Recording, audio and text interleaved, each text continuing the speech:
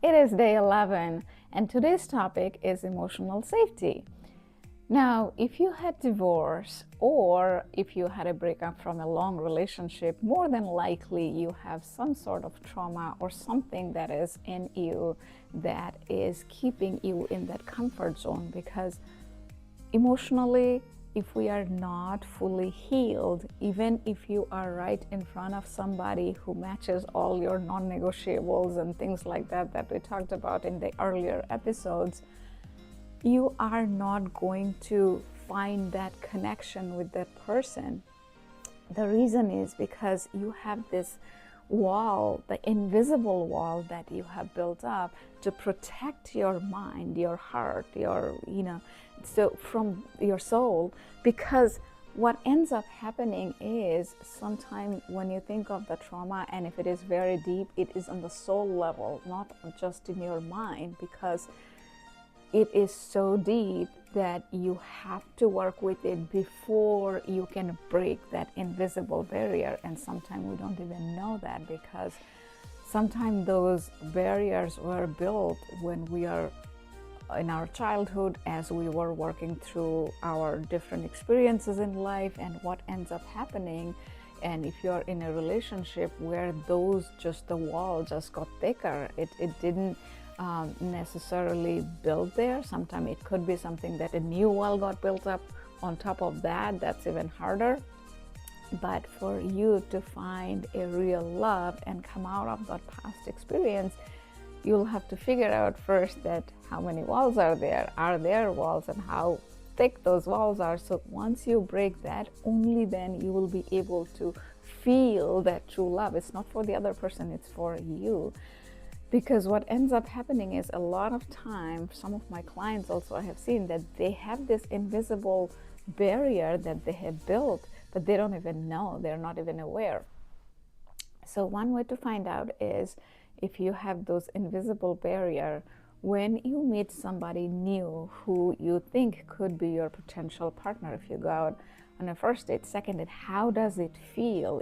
Do you feel comfortable enough to share things? Of course, I'm not telling you to share all the deepest soul's desire and everything on your first or second date, but how do you feel? Can you breathe normally around that person? How do you feel from the perspective of, are you fearful?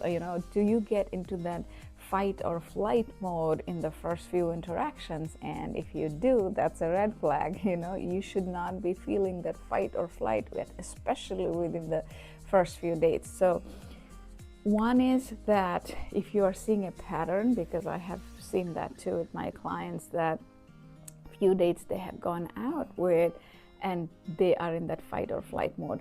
Now, does that mean all of those people they have met are not the right people? Or is it that the invisible barrier that they built around them, that needs to be broken, right? So you can journal, and that's how you will be able to find out. And more than likely, if you are going out first into the dating world after being in a relationship for many, many years, more than likely you have those barriers that you want to build, so that you can feel the joy, you can feel the real fun of going out, meeting people, versus just because otherwise what ends up happening is, even though you're looking for love, you are actually looking for who is there to break your trust, who is there to betray you. I mean, it is sad, but that's how our mind keeps looking for, unless you resolve those in your mind. Okay, so as usual, 3 simple tips, right? It follows a formula, and if you follow the formula to work with all of it, it works fast, and that's why I have this formula for you. So thinking perspective, start thinking through it, that all the experiences that you had and the people that you meet, are you in this fight or flight mode? I mean, I'm not talking about all kinds of relationship here, but if you guys are interested, let me know. I'll cover it in a different episode. But here, from the perspective of dating, when you are, in this today's day, when there is swipe left, swipe right, left, right, I just showed opposite, but anyway, you guys get the point. So when you are texting with that person, when you are talking to them on the phone, or you're meeting with them, what sort of thought is going in your head? Is it the fight or flight? If something you are having disagreement, and there will be disagreement, but how are you dealing with it? So that's your Q for your thinking perspective. Are you aligning, or do you need to work through something? And if you are on a repetitive basis, you are going into that zone, fight or flight mode. That means you want to work on your thinking. And as you do that, next is, you guys know, speaking is like affirmation, right? So this is the brain thinking, and the speaking is, as we speak, we have to kind of affirm it, because any word that we speak has an energy associated with it. So when you are speaking positive or negative, all the words, that is creating your reality, right?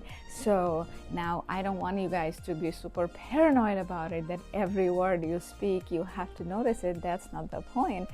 But if you are trying to build that connection with somebody, and if you want to feel the true love, that's how you have to start thinking about. If you're in point A and point B is where that person exists, how is that life, looks like how what do you do on your weekends, during the weekday? How does your weekend look like? Where are you going? What are you enjoying? Like, I don't know, going for a coffee shop, or drinking some coffee, or going to a farm, enjoying whatever that is. Start speaking from that perspective with your friends, family, coworker, who are like your friends. And this is a simple rule. The speaking part is what gets overlooked in the society, in this personal growth journey. And that's why I emphasize so much on it, because this is one of the fastest way to manifest your new reality. Because we think about it, and the personal growth field talks a lot about feeling. My perspective is that feeling is automatic. Right after thinking, as soon as a thought comes to your mind, feeling is already there. You cannot control the feeling. Ask yourself, if you think about some experience, some good experience from the last year, let's say you went for a trip or something, or some really challenging situation that you haven't, can you control the feeling? As soon as you think, your feeling is right there. And that is why I say that. But you can force yourself to speak something positive. Even though you had the challenging situation, you can force yourself to talk about some things that you're feeling grateful about right now. And that is what helps us to shift our attention and take an action that is positive. You guys have seen me on this channel, if you have been following me for a while, that when I go to the gym, I keep talking about going to the gym, and then I end up doing it. And I remember in my journey, if you guys have seen, I was like, I don't know, 6-8 months ago, and there was like a day where I was feeling down, and I made like, I think 3 videos, and 3 short videos, like, oh, I gotta go to the gym, and then eventually in the afternoon, after the 3 videos, the 4th video, I go to the gym. And that's the thing I'm talking about, that when you start aligning your thinking and you start speaking from that point of view, that you are in point B already, you have manifested it, then your actions will also start aligning with your new reality. So start doing that, because that is when your fear will go away and you will build a very strong connection. That is not for others, this is for you. And when you feel fulfilled and you feel better, people around you, will start feeling that way too. And that is when you will have an amazing connection, and that you'll be proud of, and people around you will be proud of. So let me know how your journey has been so far, and what all you have applied, and what was most effective so far. Let me know in the comment section, and also share this with your other friends and family, whoever you think might benefit from this journey, because it is not easy, especially after a long time. When you are back in the dating world, things are different now. So if you have other people who you are, going in this journey with, if it's your girlfriend or somebody at work who's your coworker also in this journey, when you do it together, it could be a little fun and exciting versus you yourself just doing it, and then at some point you feel like giving up. And that is that is where having a buddy, somebody who is also participating would help. So bring your buddy here and both of you do it together. It'll be fun. You'll have fun experiences talking about this over coffee, over drinks if you guys drink, whatever. It can be more fun that way. So enjoy your life. At the end, what makes it worth it is, at the end of the day, are you happy doing what you're doing? And if your story is so that you are not ready to date yet, but you are just having fun in your own way, and that is okay too. This is for folks who are ready to date and they're going out, and just see how to make things better so that we don't repeat the same thing in the next relationship. That brings me to tomorrow's topic. So tomorrow's topic is about how to not repeat the same story in our mind. You might meet a different person who has a totally different personality, and because you also have changed from point A to point B, things are different, things are beautiful, but in your mind you have the same programming going on, you have the same story going on, then this new relationship also will be tainted.